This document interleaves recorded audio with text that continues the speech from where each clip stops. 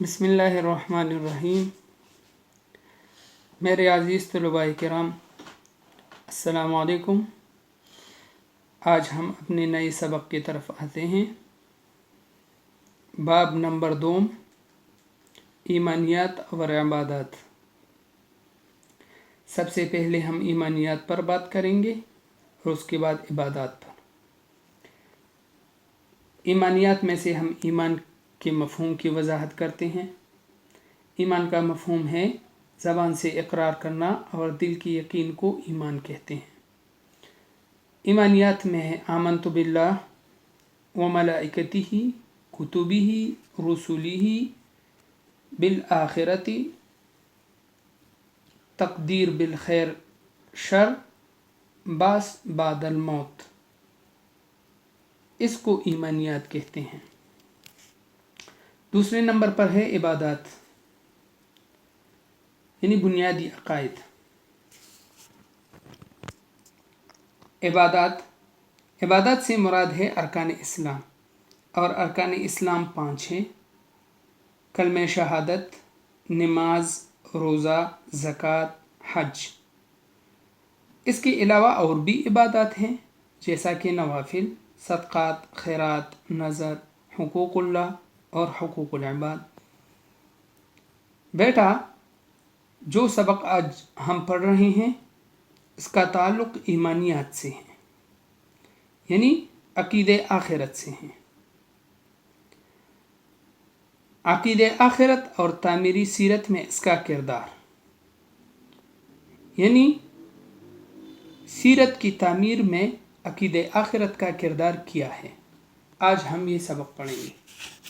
سب سے پہلے عقیدہ کا مفہوم ہے، یعنی عقیدہ سے مراد وہ پختہ نظریہ اور یقین ہے جس کو کوئی شخص اپنے دل اور دماغ میں راسخ کر کے مضبوطی کے ساتھ اس پر قائم رہے، یعنی یہ عقیدہ اس کے دل اور دماغ میں اس طریقے سے ڈالا جائے، اتنی مضبوطی، اتنی پکی یقین کے ساتھ وہ اپنے دل و دماغ میں یہ بات ڈالی جائے کہ اس کے دل میں شک و شبہ باقی نہ رہے۔ جبکہ آخرت اس عارضی زندگی کے بعد، یعنی عارضی زندگی سے مراد یہاں دنیا کی زندگی ہے، دوسری ابدی زندگی کا نام ہے، یعنی ابدی زندگی جو قیامت کے بعد کی زندگی ہے، اس کو ابدی زندگی کہتے ہیں۔ چنانچہ عقیدہ آخرت سے مراد ہے کہ انسان اس بات کا پورا یقین رکھے کہ اس زندگی کے خاتمے کے بعد ایک اور زندگی آنے والی ہے، یعنی کہ انسان دنیا میں آئے، جو عمل کرے تو اس کا مواخذہ ہوگا، حساب و کتاب ہوگا، تو اس کے اگر یہاں پر اس نے اچھے اعمال کیے ہیں تو اس کو ثمر ملے گا، اگر بد اعمال کیے ہیں تو وہاں پر اس کو اس کی سزا ملے گی، جس کا آغاز ہر انسان کی موت سے ہو جاتا ہے۔ جب انسان کو موت آ جاتی ہے، دفن کیا جاتا ہے، تو اس کا حساب و کتاب قبر سے شروع ہو جاتا ہے۔ قیامت کے دن پہلی مرتبہ سور پھونکے جانے پر تمام مخلوقات موت سے ہمکنار ہو جائیں گے۔ اسرافیل علیہ السلام یہ سور پھونکیں گے اور کائنات فنا ہو جائے گی، اور یہ کائنات درہم برہم ہو جائے گی۔ دوبارہ سور پھونکے جانے پر تمام مخلوقات کو دوبارہ زندہ کیا جائے گا، اور میدان حشر میں اللہ کے حضور اعمال کا حساب و کتاب لیا جائے گا۔ جس کی نیکیاں زیادہ ہوں گی وہ جنت کا حقدار ٹھہرے گا، اور جس کی برائیاں بڑھ جائیں گی وہ جہنم کا مستحق ہوگا، کیونکہ اللہ تعالیٰ فرماتے ہیں، نبی علیہ السلام فرماتے ہیں، الدنیا سجن المؤمن و جنت الکافر، کہ دنیا جو ہے یہ مومن کے لیے قید خانہ ہے اور کافر کے لیے جنت ہے۔ تو ظاہر بات ہے مسلمانوں کے لیے اس دنیا میں اعمال کے بنا پر اپنی زندگی گزارنی چاہیے، اور یہ زندگی ابدی اور کبھی نہ ختم ہونے والی ہوگی۔ قرآن کریم میں موت و حیات کی تفصیل خود اللہ تعالیٰ نے سورۃ بقرہ میں فرمایا ہے۔ آیت نمبر 28 میں فرماتے ہیں، کیف تکفرون باللہ وکنتم امواتا فأحياكم ثم يميتكم ثم يحييكم ثم إليه ترجعون. کیسے تم اللہ کا انکار کرتے ہو حالانکہ تم پہلے مردہ تھے، پھر تم کو اس نے زندہ کیا، انسان بنا کر پیدا کیا، پھر تم کو مار دے گا، پھر تم کو زندہ کر دے گا، اور پھر اپنے رب کی طرف واپس لوٹائے جاؤ گے. تو وہ اس لیے کہ تم اپنے رب کے حضور پیش ہوں گے اور اپنے اس عارضی دنیا میں جو زندگی گزاری ہے اس کا حساب آپ نے دینا ہوگا اپنے رب کی حضور میں. تو بیٹا اب ہم دوسرے ٹاپک کی طرف آتے ہیں. دوسرا ٹاپک ہے جزا اور سزا، یعنی جو ہم نے نیک اعمال کیے ہیں اس کا ثمرہ، اور سزا جو بد اعمال کی ہے اس کے بدلے میں جو ہمیں سزا دی جائے گی انسانی عقل کے مطابق ہے کہ نہیں. قرآنی دلائل کی روشنی میں اس کی وضاحت کرتے ہیں. عقید آخرت کی عقلی توجیہ کی قرآنی دلائل، یعنی عقلی توجیہ عقل میں آنے کی وجہ یا ایسا سبب بیان کرنا جو انسان کی عقل میں آ سکتا ہو، جو انسان کی عقل اس بات کو مانتا ہو. موت اور حیات کا سلسلہ ازل سے ابھی تک قائم ہے، یعنی آدم علیہ السلام سے لے کر دنیا کا آخری انسان جب مر جائے تو سلسلہ ختم ہوگا. یعنی قیامت آنے تک یہ سلسلہ جاری و ساری رہے گا. کوئی مرتا ہے، کوئی پیدا ہو جاتا ہے، یہ سلسلہ کسی دن ختم ہوگا یا نہیں. کائنات میں موجود ہر چیز اشارہ کرتی ہے کہ ہر چیز اپنی بلندی پر پہنچنے کے بعد زوال پذیر ہونا شروع ہو جاتی ہے، حتیٰ کہ فنا ہو جاتی ہے. ہر چیز کا کیا ہے، سب سے پہلے اس کا عروج شروع ہو جاتا ہے، وہ عروج کی طرف بڑھ جاتا ہے. جب وہ عروج کو پہنچتا ہے تو اس کے بعد اس کی زوال ہونا شروع ہو جاتی ہے اور آخر میں وہ چیز فنا ہو جاتا ہے. قرآن پاک میں اللہ تعالیٰ فرماتے ہیں سورۃ المؤمنین آیات نمبر 21 میں، اولم یسیروا فی الارض فینظروا کیف کان عاقبۃ الذین كانوا من قبلهم كانوا هم اشد منهم قوة وآثارا في الارض. کیا یہ زمین میں چلے پھرے نہیں کہ دیکھتے کہ ان سے پہلوں کا کیسا انجام ہوا، کہ ان سے پہلے لوگوں کا انجام کیا ہوا. جن لوگوں نے اللہ تعالیٰ کے احکامات کو مانا، نبی علیہ السلام کی طریقوں پر چلے، تو اللہ تعالیٰ نے ان کو سرخروب کیا، یعنی اس دنیا میں ان کو عزت اور احترام دی. اور جن لوگوں نے اللہ تعالیٰ کے احکامات ماننے سے انکار کر دیا تو اللہ تعالیٰ نے اس کو دنیا اور آخرت دونوں میں ذلیل و رسوا کر دیا. جو ان سے قوت اور زمین میں یادگاروں کی لحاظ سے کہیں بڑھ کر تھے، جیسا کہ فرعون، حامان، قارون، یہ عبرت کی نشانیاں بنے جنہوں نے اللہ تعالیٰ کی آیاتوں کو ٹکرایا تھا، جیسا کہ قوم لوط، جیسا کہ قوم نوح.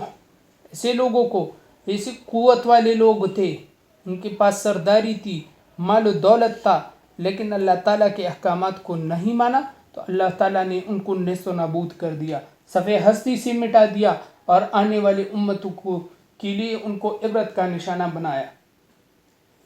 دنیا میں اچھے اور برے ہر دو طرح کے انسان پائے جاتے ہیں. انسانی عقل اس بات کا تقاضا کرتی ہے کہ اچھے انسانوں کو ان کے نیک اعمال کا بدلہ ملے اور برے انسان اپنے برے اعمال کا برا انجام دے کے. موجودہ زندگی میں ایسا نہیں ہوتا، اسی بنا پر دوسری زندگی کا ماننا ضروری ہے تاکہ ہر ایک کو جزا یا سزا ملے اور اس کا فیصلہ وہ مطلق العنان اور عالم الغیب ہستی کرے. یعنی مطلق العنان اور عالم الغیب ہستی سے مراد جس کے پاس مکمل اور صحیح علم ہو اور قدرت بھی رکھتا ہو. اللہ تعالیٰ دوسری سورت میں فرماتے ہیں، یعنی سورۃ الاعراف آیات نمبر 8-9 میں، فَلَنَقُصَّنَّ عَلَيْهِمْ بِعِلْمٍ وَمَا كُنَّا غَائِبِينَ وَالْوَزْنُ يَوْمَئِذٍ الْحَقُّ فَمَنْ ثَقُلَتْ مَوَازِينُهُ فَأُولَئِكَ هُمُ الْمُفْلِحُونَ وَمَنْ خَفَّتْ مَوَازِينُهُ فَأُولَئِكَ الَّذِينَ خَسِرُوا أَنفُسَهُمْ بِمَا كَانُوا بِآيَاتِنَا يَظْلِمُونَ۔ پھر ہم اپنے علم سے احوال سنائیں گے اور ہم کہیں غائب نہ تھے، اور وزن اس دن حق ہے۔ پھر جن لوگوں کے اعمال کے وزن بھاری ہوں گے پس یہی لوگ کامیاب ہوں گے، اور جن کے اعمال کے وزن ہلکے ہوں گے پس یہی لوگ ہیں جنہوں نے اپنے آپ کو نقصان میں ڈالا، اس لیے کہ ہماری آیاتوں کے بارے میں ناانصافی کرتے تھے۔ اللہ تعالیٰ فرماتے ہیں انسان کی پیدائش بیکار اور بے مقصد نہیں ہے۔ فرماتے ہیں اللہ تعالیٰ وَمَا خَلَقْتُ الْجِنَّ وَالْإِنسَ إِلَّا لِيَعْبُدُونَ، کہ میں نے پیدا نہیں کیا انسان اور جن کو، اگر پیدا کیا ہے تو کس لیے؟ اپنی ہی عبادت کے لیے پیدا کیا ہے۔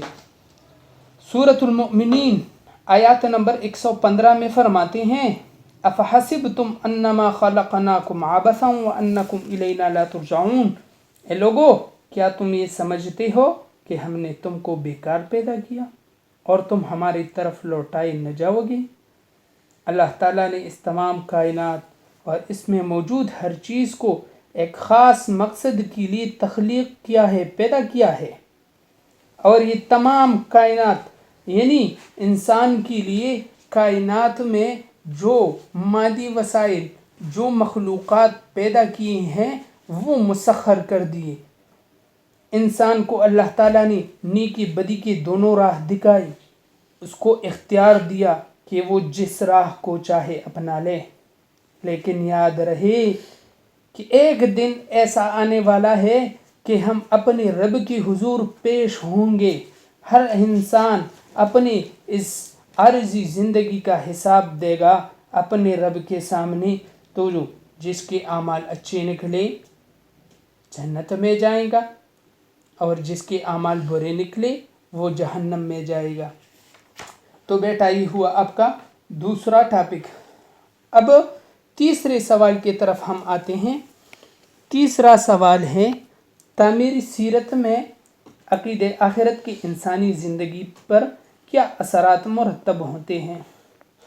یعنی عقید آخرت کا ہماری سیرت میں، ہماری سیرت کو بنانے میں کیا کردار ہے، یا اس پر کیا اثرات مرتب ہوتے ہیں۔ عقید آخرت کا یقین انسانی کردار کو یکسر بدل کر رکھ دیتا ہے۔ اگر کسی کے ذہن میں یہ بات ہے کہ ایسا دن آنے والا ہے کہ ہم اپنی زندگی کا حساب و کتاب دیں گے اپنے رب کے سامنے، تو ظاہر بات ہے اس میں کیا چیز پیدا ہوں گی، اس میں بدلاؤ آئے گا۔ انسان ہر لمحہ ہر لحظہ اپنے ایک ایک عمل کی جزا و سزا کا احساس رہتا ہے۔ یہ احساس انفرادی بھی ہے اور اجتماعی بھی۔ یہ اثرات کچھ اس طرح ہوتے ہیں۔ احساسی ذمہ داری، انسان میں ذمہ داری کا احساس پیدا ہو جاتا ہے۔ عقید آخرت پر یقین، ایمان و یقین مسلمان کو ایسے اعمال پر ابھارتا ہے جو اسے آخرت کے دن اللہ تعالیٰ کے حضور سرخرو کر سکے، اور ایسے اعمال سے بچنے کی ترغیب دیتا ہے جو خالق کائنات کی ناراضگی کا سبب بنے۔ اس طرح بحیثیت مسلمان وہ ایک ذمہ دار شخص بن جاتا ہے۔ نمبر 2، نیکی اور بدی کی تمیز۔ یوم آخرت کا احساس انسان کے اندر ایک ایسا شعور پیدا کرتا ہے جس سے وہ اچھائی اور برائی کے درمیان فرق کرنا سیکھ لیتا ہے کہ یہ اچھا عمل ہے اور یہ برا عمل ہے، اور بدی سے بچنے کی کوشش کرتا ہے۔ اس دنیا میں موجود رکاوٹیں اور ناکامیاں اسے مایوس نہیں کرتی، بلکہ اسے یوم آخرت کی امید رہتی ہے۔ ذوق عبادت انسان میں عبادت کا شوق پیدا کرتا ہے۔ عقید آخرت، یوم آخرت اللہ تعالیٰ کے سامنے پیش ہونے کا احساس انسانوں کو یہ یاد دلاتا ہے کہ اللہ تعالیٰ نے انسانوں اور جنوں کو اپنی عبادت کے لیے پیدا کیا، اور یہ دنیا دار العمل ہے، عمل کرنے کی جگہ ہے، چنانچہ ہم اللہ تعالیٰ کی عبادت پوری لگن اور محبت کے ساتھ کریں۔ سیرت و کردار کی پختگی، قیامت کے دن کے محاسبے کا احساس انسان کو مسلسل نیکیوں کی طرف ابھارتا ہے، حتیٰ کہ تمام اچھی عادات اس کے کردار اور شخصیت کا مستقل خاصہ بن جاتی ہے۔ انہیں کی راہ میں آنے والی تکالیف اور مصائب کو صبر دے برداشت کرنا سیکھ لیتا ہے۔ انسانیت کے ساتھ بھلائی کا جذبہ، ایک مسلمان اسلامی تعلیمات کے ذریعے جان لیتا ہے کہ دنیا آخرت کی کہتی ہے، جو بوئے گی وہی کاٹو گے کی مصداق یہ کہ تمام مخلوق اللہ تعالیٰ کا کنبہ ہے، اور یہ کہ اس دنیا میں کیا جانے والا ہر عمل اسے جنت یا دوزخ کی طرف لے جانے والا ہے۔